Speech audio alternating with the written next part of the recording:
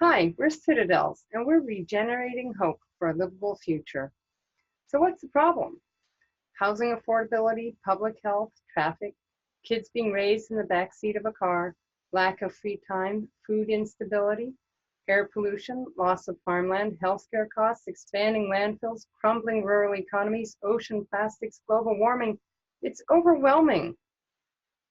But there's a connection among all of these things and a way to improve them all simultaneously.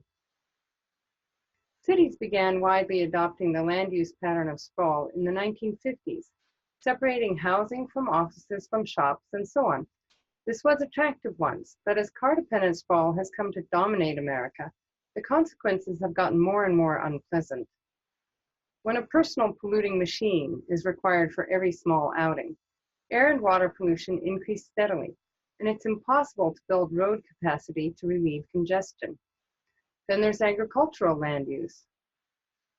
We've all seen the baby's board books depicting a beautiful farm with this big red barn, the horses, cows, pigs, sheep, and chickens, and the beautiful fields of vegetables, fruit trees, and a few row crops.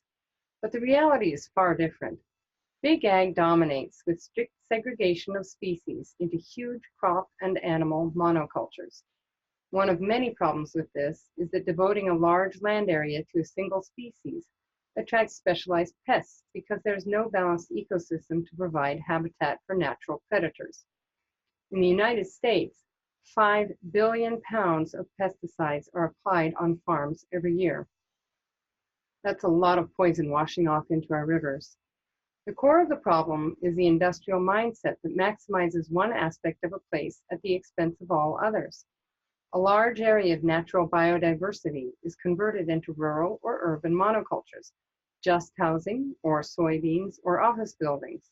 It's an energy-consuming design that increases toxic chemical use, social isolation, costs of municipal infrastructure, tree loss, and overall drought, flood, and global warming. A seemingly small thing like residential lot design makes a big difference.